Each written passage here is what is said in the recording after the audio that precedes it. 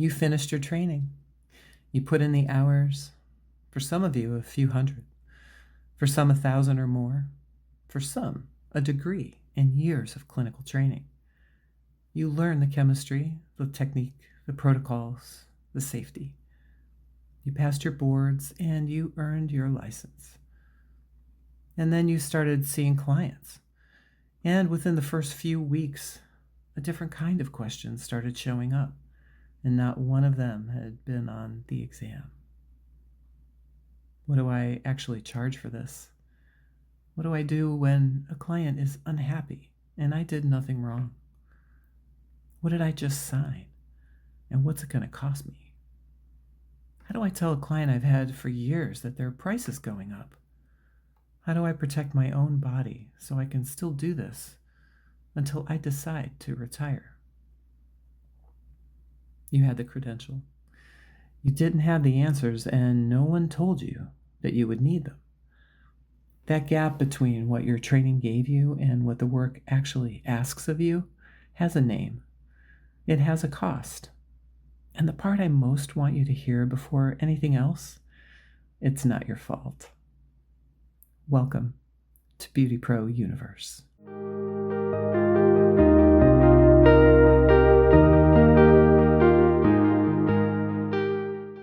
Last time, we named the trust you carry. 4 dimensions of it, extended to you the moment a client sits down. And I left you pointed toward the next question, what your work is worth, pricing, the number underneath all of it. We're going to go there. It's the very next thing we do together, and it's where this whole conversation's been heading. But if I walk you straight into pricing right now, I would be repeating the exact thing that was already done. I would be handing you the hardest business question in the industry with no ground to stand on, the same way it was handed to you the day your training ended. So before we talk about what your work is worth, we have to talk about why so few of us were ever taught to answer that.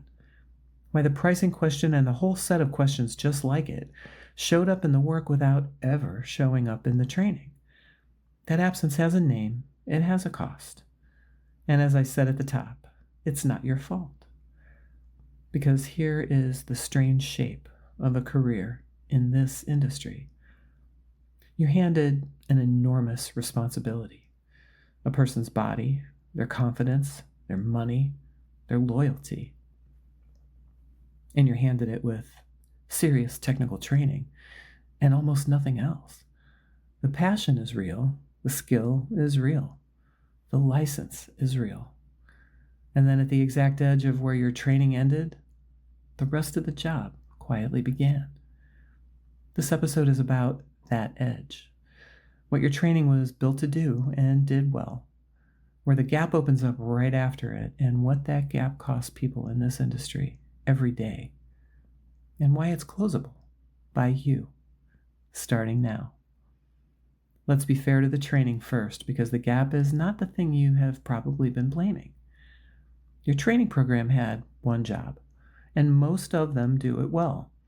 The job was to turn out a licensed professional who can perform the work safely and competently. That's what the license certifies. That's what the state requires. And the standards behind it are real. The hours, the exams, the sanitation, the chemistry, the safety. None of that is the problem. Look at what that training actually goes to. Whether your path was a few hundred hours or well over 1,000, or a degree in years of clinical work, almost all of it went to the same place.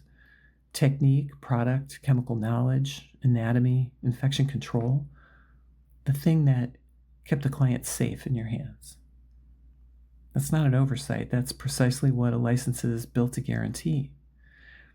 And here's the thing almost no one ever says out loud about why. Your license doesn't exist to make you successful. It exists to protect the public from harm. That's its entire job, to certify that you will not injure the person in front of you. So of course it teaches safety and skill and nothing about money. Keeping you in business was never the regulator's concern. Keeping your clients safe was. So once you see that, the whole gap makes sense. Pricing, financial literacy, the agreements you'll sign, how to handle a hard client, how to protect your body over decades. None of that is what the license is testing for, so for the most part, it's not what the hours are built around. Some schools add a little business content, and there's a few that add a lot, and they're right to, but it's an add-on, it's never the foundation. The foundation is always safety and skill. So the gap is not a failure of your training, it's the boundary of it. Your training did exactly the thing it was designed to do. The trouble is that the thing it was designed to do turned out to be only half of the job you actually walked into. And the other half doesn't wait politely for you to be ready. It shows up fast, and it shows up everywhere. It shows up in pricing, the very first real business decision most professionals face, and the one they are least equipped for. You were trained to perform the service. You were never trained in what to charge for it or even how to think about that question. So like nearly everyone, you guessed, or maybe someone guessed for you. And you've been carrying that guess ever since. It shows up in hard conversations. The client who's unhappy when the work is genuinely good. The correction. The long-time client whose price finally has to move up. The relationship that needs to end. None of that is technical, and all of it is skill. But it's a different kind of skill that almost no one is ever taught. You learn it by living through it, usually painfully, and usually alone. It shows up the moment you sign something, an employment agreement, a commission structure, or an arrangement for how you structure your work. One of the largest financial decisions of your career made with almost no framework for reading what's actually in front of you and what it will cost you over time. And it shows up in your body. The strain of this work is real, and it's cumulative. How to position yourself, how to build your schedule, how to protect the one instrument your whole livelihood depends on, that's rarely taught and almost never revisited, even where continuing education exists at all. Most professionals learn it the hard way if they learn it before the damage is already done. So none of these are small. You put them all together, and they're most of what actually decides whether a career in this industry will last or quietly comes apart.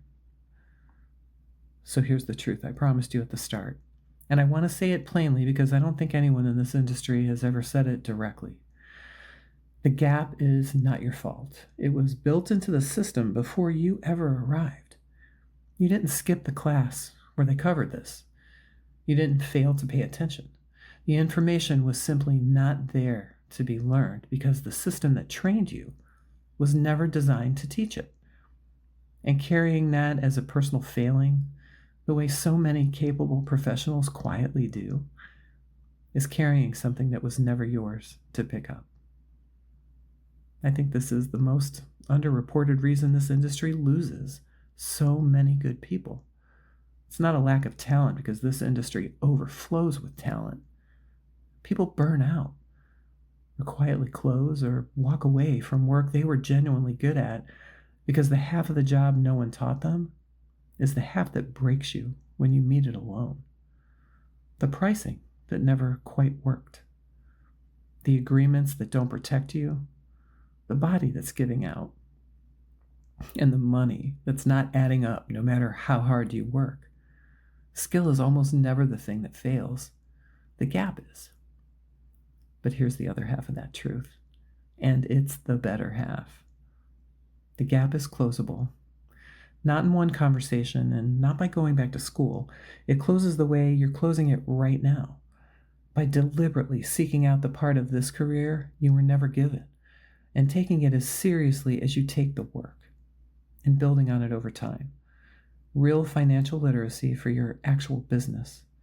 The communication skills that are every bit as learnable as any technique. A clear understanding of what you're signing before you sign it. The habits that make a 30-year career possible instead of a punishing decade.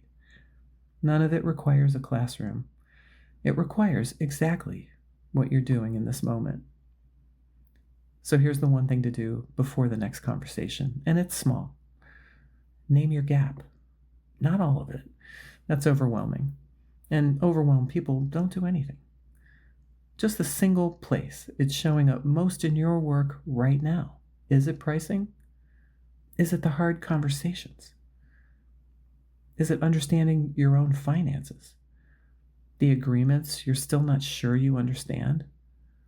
The toll the work is starting to take on your body. Pick the one that made you nod or wince while I was talking. That's the one. Because a vague sense of something that's missing is just noise you carry around with you, but a gap you can name is a gap you can actually start to close. One name. That's the entire assignment. The education gap is real. It was built into the system long before you arrived, and it's been quietly shaping careers in our industry, deciding who lasts and who leaves for as long as the industry has existed. Naming it is the first step. Closing it is the work. And that work is exactly what this platform exists to walk through with you, one conversation at a time. So we're going to start where the gap shows up first and cuts the deepest, in what you charge, even if you're not the one who sets the price. Next time we open up the real conversation about what your work is actually worth. Bring the gap you just named with you, and if the one you named was pricing, then you're already exactly where you need to be. I promise we'll get to all the others in the very near future. If you haven't already, subscribe so you don't miss what's coming, and please share this with someone in the industry who's been carrying this gap as though it were their own failing and deserves to hear that it never was. This is Beauty Pro Universe. The conversation continues.